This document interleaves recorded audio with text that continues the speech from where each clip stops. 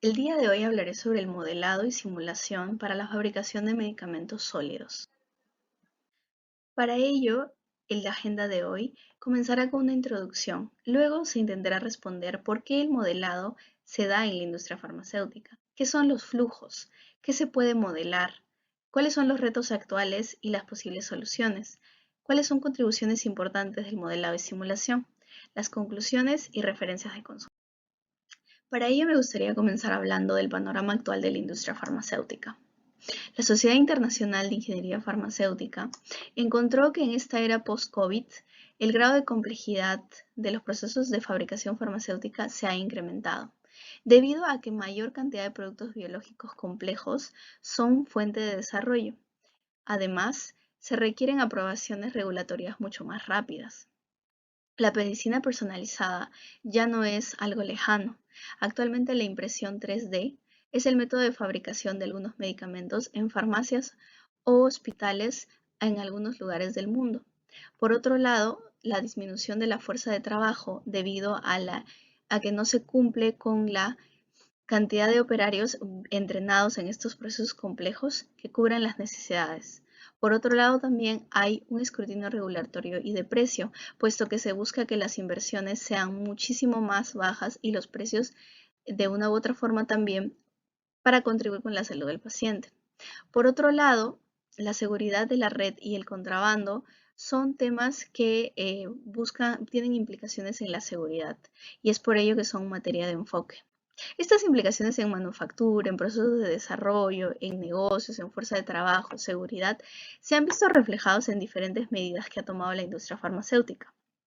Por un lado, se ha visto que hay un incremento en la complejidad de procesos, pero a la vez un incremento en el control de calidad.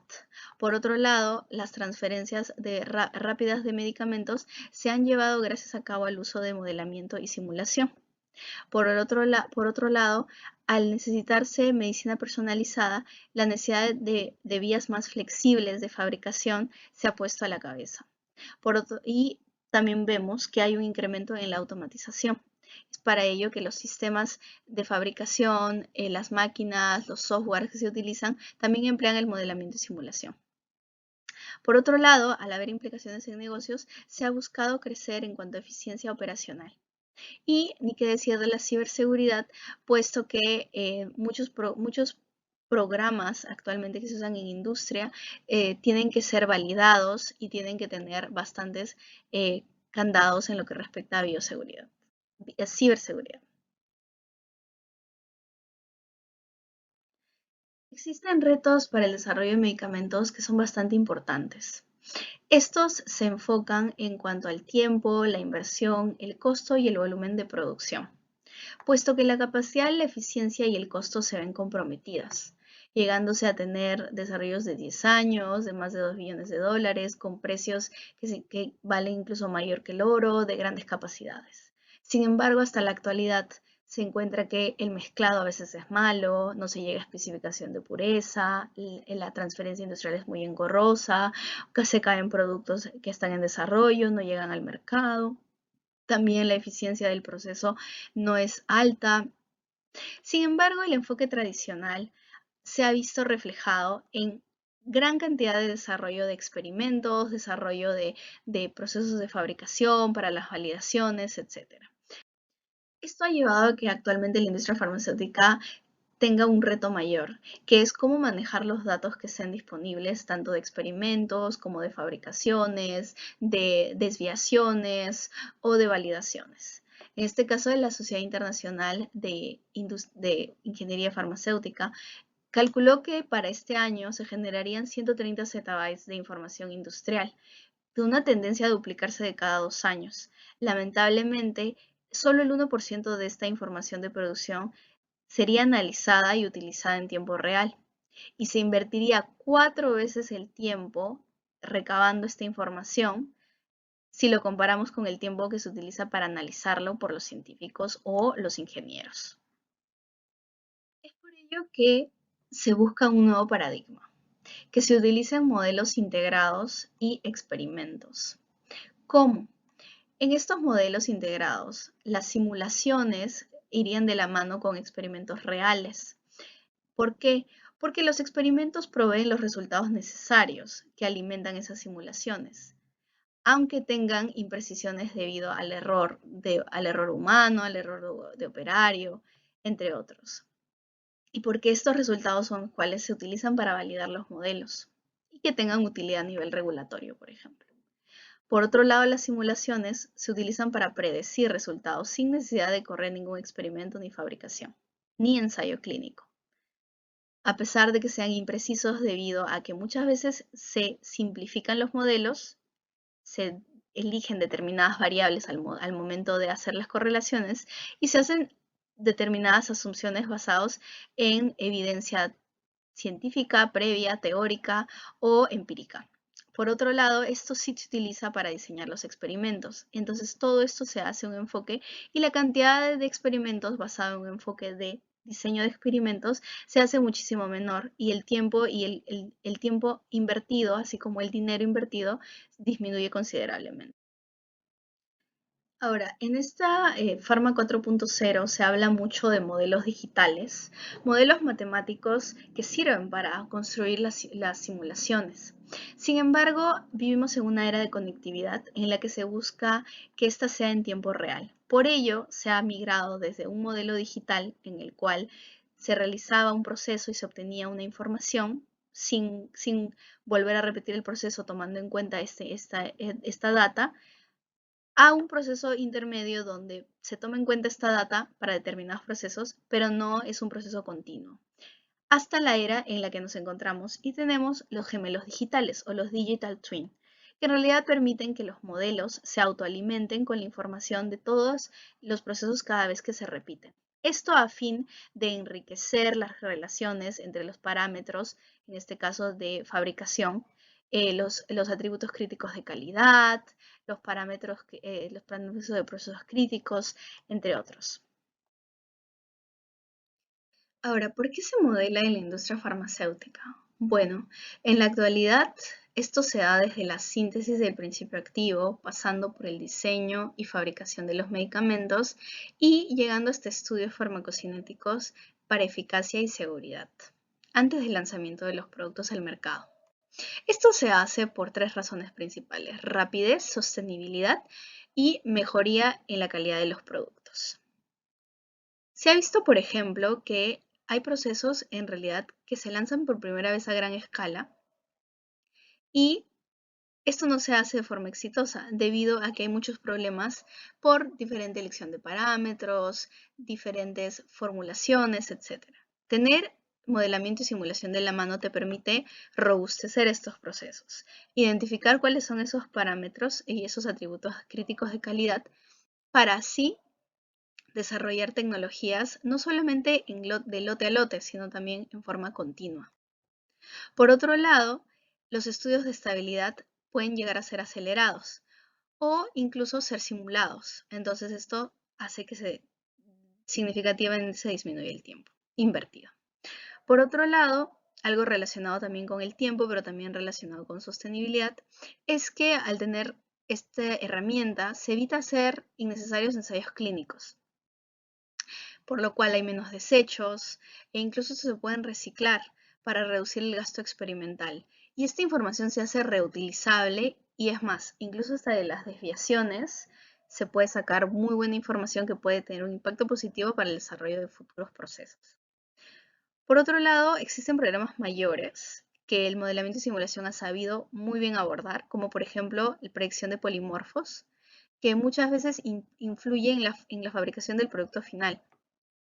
Por otro lado, se ha dado un enfoque sistemático, puesto que se conoce al producto desde la síntesis de sus componentes. Entonces, esto hace que las entidades regulatorias eh, acepten estos registros de forma exitosa y se reduzca pues la cantidad de inversión que se debería dar.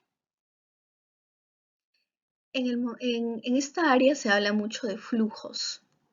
Esto me gustaría explicarlo mediante un ejemplo. Para estas formas sólidas, por ejemplo las orales, se ha visto que se parten de polvos farmacéuticos, los cuales se caracterizan por un determinado tamaño, una densidad características, propiedades de cohesividad, flotabilidad, entre otras.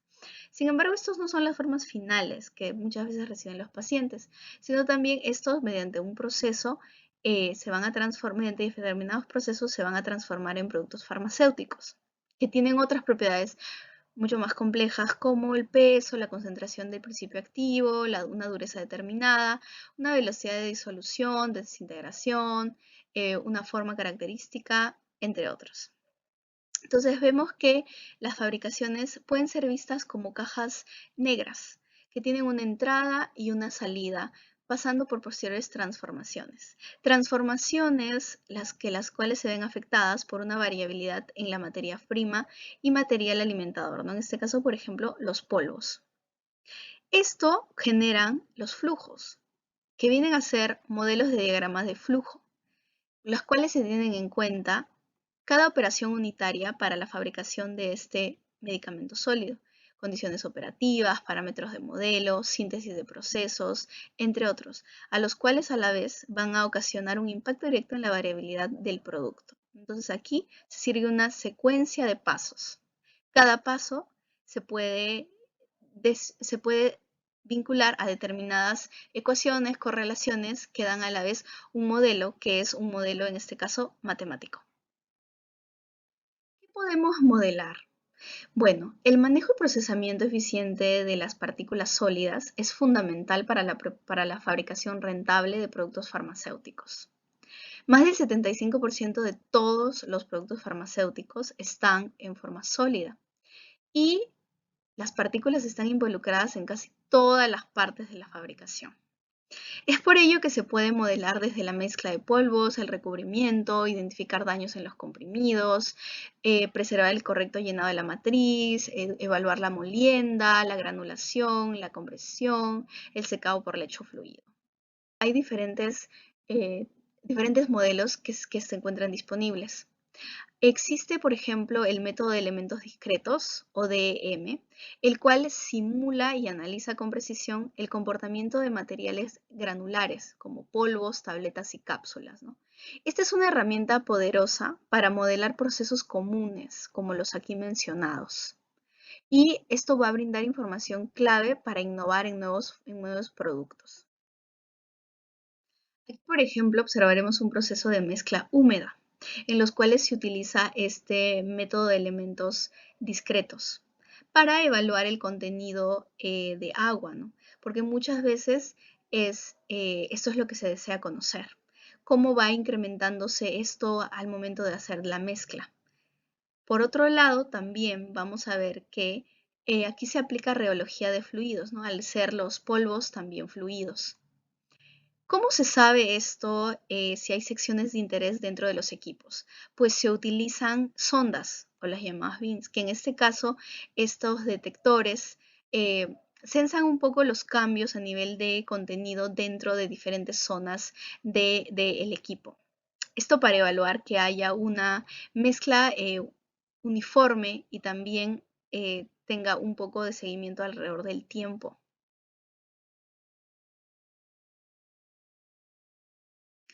Al final lo que se obtiene es una visualización en el tiempo de estos productos, ¿no? Y se sabe por qué, porque cada sonda está localizada en diferentes zonas. Por otro lado, también se puede simular todas las etapas en el proceso de compactación, ¿no? Para el tableteado. En este caso, se puede obtener información mecánica sobre las fuerzas que actúan sobre las partículas, a fin de saber los atributos críticos de cualidad, ¿no? Que estén involucrados. Esto también permite predecir defectos en cada una de las tabletas, aplicando diferentes tipos de fuerzas, ver los componentes de las mezclas, si hay uniformidad.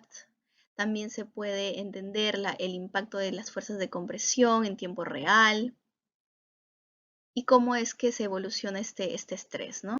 También vemos que se ve el proceso de rellenado, de vaciado. Vemos que a veces hay zonas muertas y dependiendo del diseño de los equipos, esto se puede llegar a conocer mediante la simulación, ¿no? Esta visualización que nos brindan software como el que estoy mostrando en el tiempo, te permiten comprender las propiedades, ¿no? Si son de cohesión o de libre flujo que pueden tener los polvos, ¿no? Además, ayudado de la mecánica y dinámica de fluidos, la reología, lo que vamos a ver es cómo esto afecta por las diferentes zonas del equipo. Entonces, aquí se va a evaluar la velocidad, calcular fuerzas como el torque, por ejemplo, que responde a diferentes geometrías en los equipos y por lo cual se utiliza para el diseño de los equipos. Por otro lado, también mediante estudios de tiempos de resiliencia vamos a ver cómo esto influye en la distribución de los polvos dependiendo de sus características, ¿no? Siempre a la mano de sensores de flujo de masa en este caso, ¿no? Los sensores siempre van a ser aliados del modelamiento y simulación porque son aquellos que van a permitir obtener la data y la información. Vamos a ver si se escapa en el tiempo de la tendencia, si sigue tendencia o por qué es que no se da esto.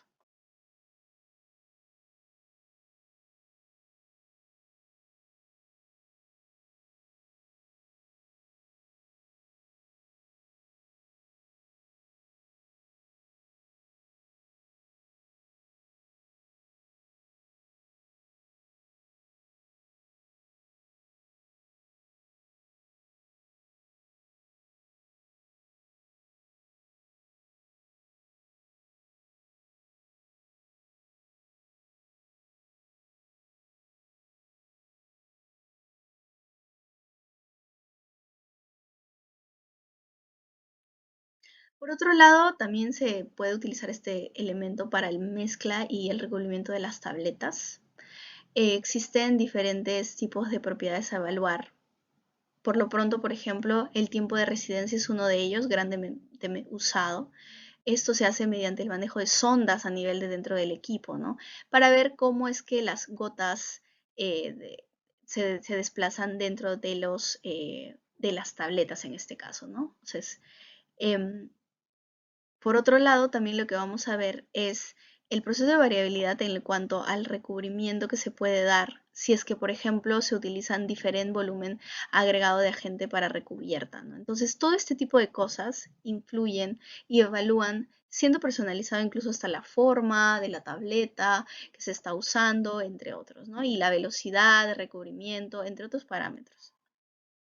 Entonces, al final lo que se tiene son diferentes tipos de comparativos que te permiten evaluar cuánto es el llenado y todo lo que viene relacionado con el proceso.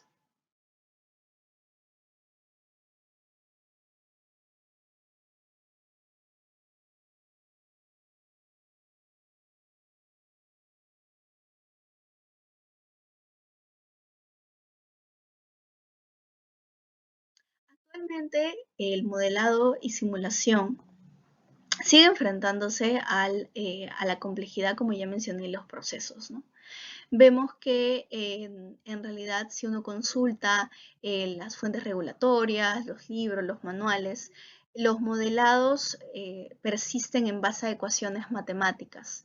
Estas ecuaciones matemáticas a veces son rápidamente calculables, por ejemplo en Excel o en otro programa o en MATLAB, pero otras, por ejemplo, para procesos de bioreactores o en este caso cuando ya se tiene procesos de líneas continuas, donde pues tenemos recubrimiento, tenemos liberación controlada, etcétera. Entonces esos modelos se vuelven más complejos, lo cual no quiere decir que no se pueda modelar, no, sino que el reto actual está en el diseño de modelos más dinámicos.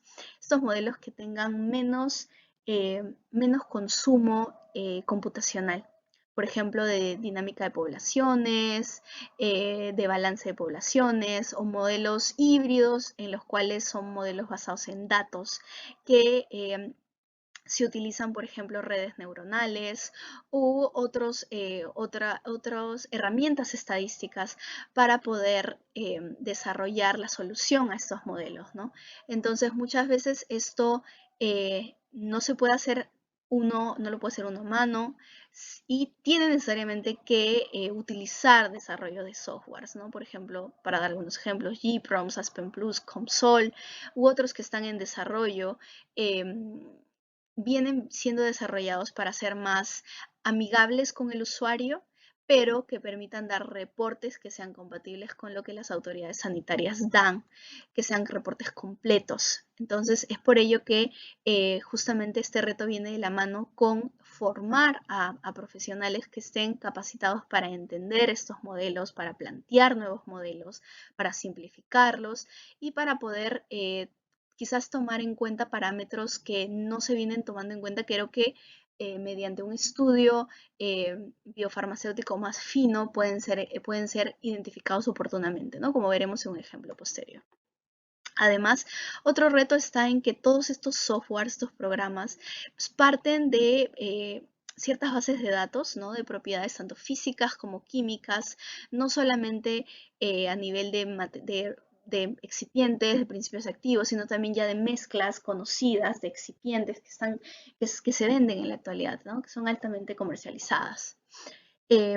Existen medicamentos como el paracetamol, el ibuprofeno, excipientes como la lactosa, la carmelosa, el estearato, etcétera, que son grandemente conocidos, ¿no? Los handbooks nos dan las propiedades que son introducidas en estos softwares. Sin embargo, como hay cierta variabilidad entre proveedor o el equipo farmacéutico que utiliza el laboratorio en ese momento es diferente al de otro, existen variabilidades. Entonces, el reto actual está en nutrir estas bibliotecas para poder identificar propiedades críticas de los materiales que no están disponibles en la actualidad, ¿no? Entonces, esto viene de la mano acerca de identificar variables operativas de procesos críticas, que en realidad muchas veces se conocen a partir de los procesos de fabricación, ¿no? Vemos que en planta nos enfrentamos a determinados equipos, entonces sin la necesidad de invertir en un modelo personalizado, que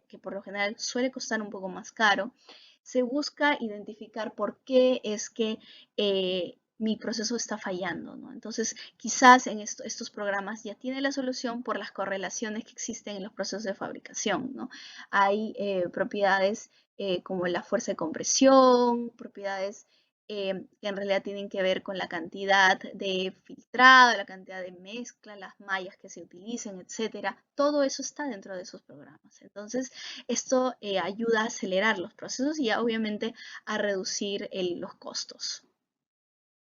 Existen contribuciones importantes del modelado y simulación en la industria, ¿no? De los cuales me gustaría conversar. Por ejemplo, uno de los grandes aportes es reducción en la cantidad de ensayos clínicos. Aquí, en el caso de Laboratorios Roche, por ejemplo, se difundió la aceptación por la autoridad sanitaria de un producto que había pasado caracterización de desempeño en vivo bajo condiciones estándar de ayuno y con alimento, ¿no? Los métodos de estudios farmacocinéticos, pero que posteriormente se intentó cambiar las condiciones a un alto pH estomacal, ¿no? Entonces la decisión estaba en si se hacían ensayos clínicos o no. Dado que estos ensayos de verificación había una correlación entre lo que era simulado aquí en rojo con los resultados experimentales, aquí en círculos, entonces había una cierta clase de semejanza. Cuando se realizó los estudios de predicción en los softwares con estudios farmacocinéticos, se vio que también había correlación, ¿no?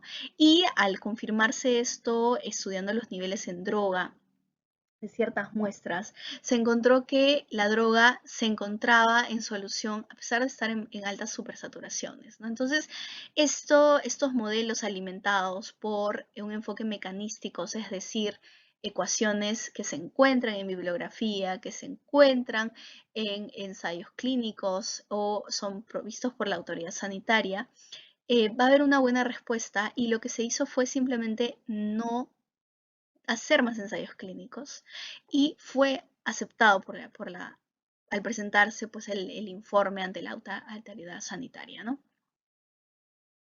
Ahora, pueden existir muchas ecuaciones matemáticas, muchas correlaciones para todos los tipos diferentes operaciones unitarias de fabricación, ¿no? Sin embargo, en la actualidad, estos softwares, más allá de brindarte un espacio interactivo donde uno pueda diseñar su proceso de fabricación de forma virtual, tiene una gran herramienta que es paquetes de validación, ¿no? Estos paquetes de validación son pedidos cuando se requiere aprobación por autoridades sanitarias. Lo que vamos a ver es que no solamente te va a permitir alimentar tu modelo con la información industrial que ya tienes disponible, sino también te va a permitir hacer estudios de incertidumbre, ¿no? Por ahí que hubo desviaciones en los procesos, no se cumplió ciertas especificaciones. ¿Por qué fue esto? ¿Volvería a pasar? Esto es lo que te permiten estos softwares, ¿no? Esto te permite evaluar el desempeño de los productos a fin de optimizar los procesos de fabricación, ¿no? Y siempre va a estar de forma conectada, no siempre va a estar autoalimentándose con la información experimental o de fabricaciones que haya disponible. El enfoque holístico de los programas de simulación que están disponibles en la actualidad es uno de los grandes aportes, debido a que te permite integrar diferentes modelos teóricos, empíricos, híbridos, es decir, aquellos que toman en cuenta los datos disponibles y hacen ciertas correlaciones estadísticas sin basarse en ecuaciones que pudieran existir en la bibliografía. Lo que hace es introducirlo de una forma amigable, siendo capaz de poder unificar estos procesos desde la manufactura o síntesis del principio activo, sabiendo cómo influye cada reactivo, cada paso en la síntesis, temperatura, condición ambiental, etcétera, qué tipo de solvente usar, por ejemplo, cuál es más puro, etcétera. También cómo se hacen los procesos de purificación, ¿no? Como un ejemplo, la cristalización aquí. Luego, cuánta pureza puedo llegar, hasta llegar, por ejemplo, a los procesos ya que hemos discutido, ¿no? La mezcla, la compactación, la molienda, el tableteado, que en realidad evalúan la performance al final si es que pasan por procesos, por estudios farmacocinéticos, ¿no? Tanto in vitro, disoluciones, o, por ejemplo, procesos in vivo, ¿no? La simulación de absorción oral o de otro tipo de absorción. Entonces, lo que vemos es que en la actualidad lo que se observa es que este enfoque holístico ya es difundido grandemente mediante la formación de alianzas. En este caso, SBP Alliance, por ejemplo, donde está Pfizer, donde está Sanofi, Lilly, GSK, Bayer, Roche y PCE, que es el que desarrolla un programa que se llama GPROMS, bajo la marca de Siemens. Esto ocasiona que muchas veces se simplifiquen procesos de desarrollo actuales, llegándose a conocer, por ejemplo, el ADME a la perfección de determinados medicamentos, tanto nuevos como ya conocidos, ¿no? Pero de forma en la que se puedan modificar hasta llegar a estudios, a predicciones de resultados in vivo, ¿no? Entonces, una data in vitro te puede dar data in vivo, ¿no? Entonces, este es uno de los grandes aportes.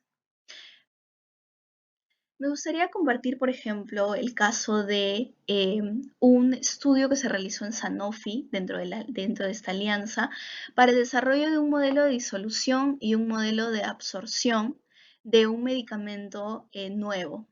En este caso, como yo les he comentado, aquí podemos observar diferentes ecuaciones. Estas ecuaciones son las que alimentan el modelo.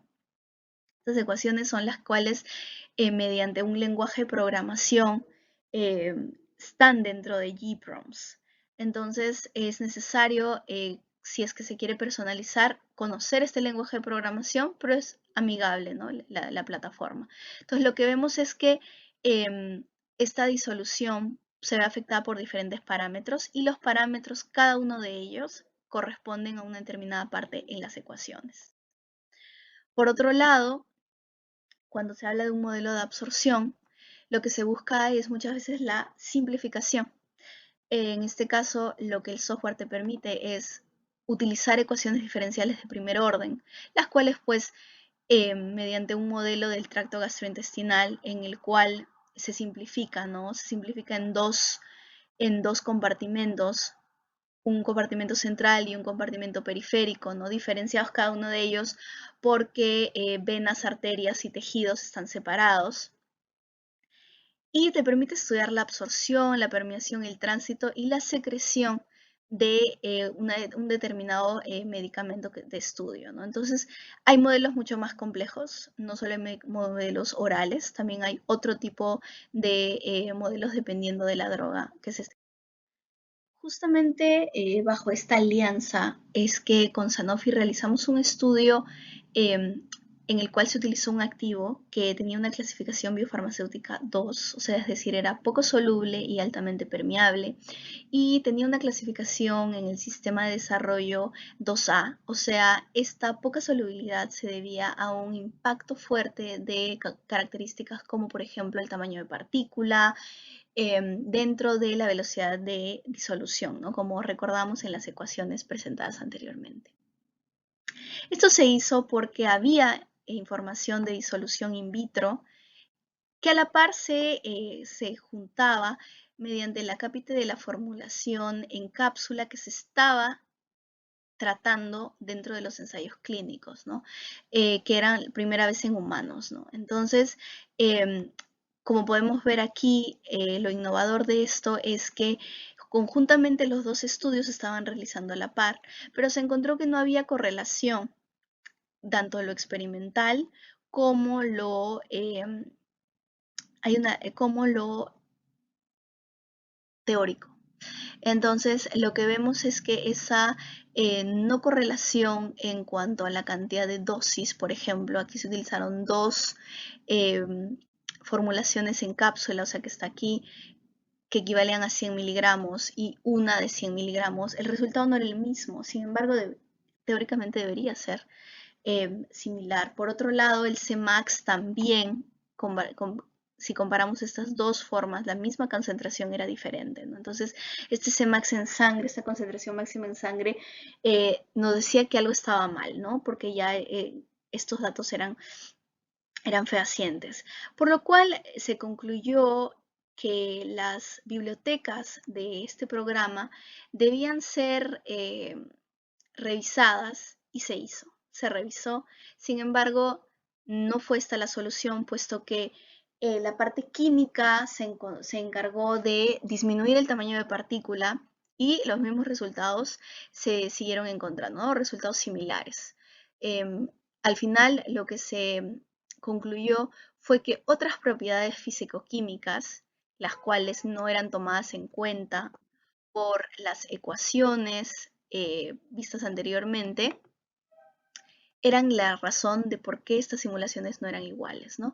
Al introducir manualmente en el código personalizado para esta droga, se vio que la simulación realmente se acercaba a la data que se tenía de forma industrial. Entonces se concluyó que para determinados medicamentos, especialmente cuando son de misma tipo de clasificación, se tenía que tener bastante cuidado en cuanto a qué modelo utilizar, ¿no? El modelo par default del programa o el modelo personalizado que nosotros teníamos en ese momento.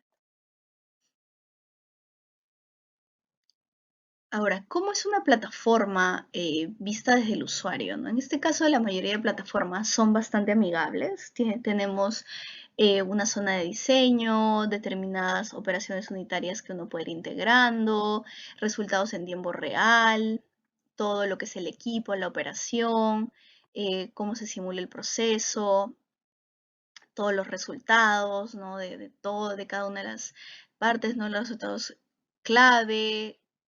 También, además, se cuenta con una larga lista de experimentos que pueden hacer, ¿no? Determinar si son pilotos, sirven para validar, todos los estudios de calidad por el diseño, ¿no? En donde se va a tener un informe de validación, un reporte, se va a visualizar todo lo que son los datos, ¿no? Los predecidos, los que vas a tener en la data industrial.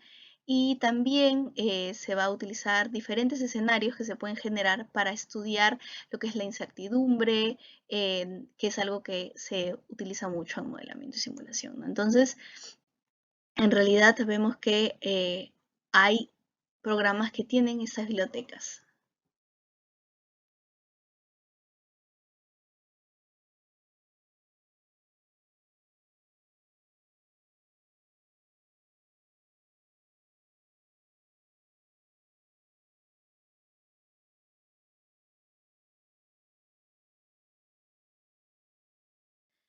podemos concluir de la presentación de hoy? En realidad vemos que esta herramienta de modelado y simulación permite, no solo para medicamentos sólidos, sino por la premura del tiempo, no podemos desarrollar lo que es líquidos o semisólidos. Eh, Hay una serie de beneficios, ¿no? El primer beneficio es que te permite identificar, ¿no?, qué parámetros de los procesos son críticos y cómo es que se puede validar estas operaciones unitarias de forma más fácil, más exitosa. Por otro lado, también vemos que así hayan desviaciones en el proceso, esto puede servir y sirve para alimentar estos modelos y permitir predicciones sin necesidad de repetir los procesos de fabricación o de simulación. Por otro lado, vemos que si es que a veces hay diferencias en cuanto a proveedores, en cuanto a equipos que se utilicen, esto va a servir como guía para saber cuál elegir, ¿no? Esto siempre y cuando ello no comprometa la calidad del producto.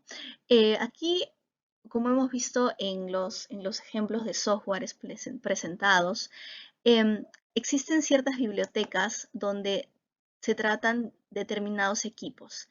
La mayoría de equipos son comerciales y no son equipos caros. Sin embargo, estas bibliotecas nacen de la información que tengan, por ejemplo, las alianzas como las que he mencionado, ¿no? Y eso es una cosa que con el tiempo van a incrementarse hasta quizás llegar a equipos que, por ejemplo, utilizamos nacionalmente o que se utilicen en otros países que no estén actualmente dentro del programa, ¿no? Esto es importante ver al momento de elegir el programa.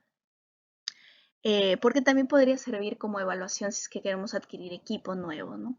Por otro lado, gracias al uso de sensores, al uso de controladores de proceso en tiempo real, vemos que se pueden utilizar condiciones óptimas operativas, ¿no? Esto te ayuda no solamente a tener una visión en vivo de tu proceso, sino también a escalarlo o predecir qué va a pasar cuando el proceso se escale, ¿no? Si es por primera vez especialmente, sin la necesidad de realizar mayor cantidad de repeticiones, ¿no?, de experimentos o de fabricaciones. Por otro lado, no hemos podido presentarlo, pero uno de los grandes aportes que ha permitido este enfoque es la disminución en ensayos con animales y clínicos, ¿no? Tenemos, por ejemplo, con GPROMS el modelo que viene estando desarrollado acerca de estudios farmacocinéticos en beagles, ¿no?, en perros beagles, que en realidad tienen bastante semejanza con lo que es la parte de farmacocinéticos en humanos, ¿no? Entonces, en vez de utilizar animales, lo que utilizan es simulación. Entonces, hay tanta información con este modelo animal que esto ya permite tener modelados, ¿no?, tener relaciones que puedan servir para hacer modelos y usarlo. También ello con los estudios farmacocinéticos, con software como GastroPlus, Simplus, etcétera, se sabe que hay modelos que van más allá de modelos de dos compartimentos como el que hemos visto. Hay modelos en los cuales son para aerosoles, etcétera, ¿no? Y esto ayuda a que ya no se necesite tanta carga a nivel de inversión, ¿no? Por otro lado, aquí dejo referencias de consulta importantes en las cuales se puede ahondar más en el tema. Muchas gracias.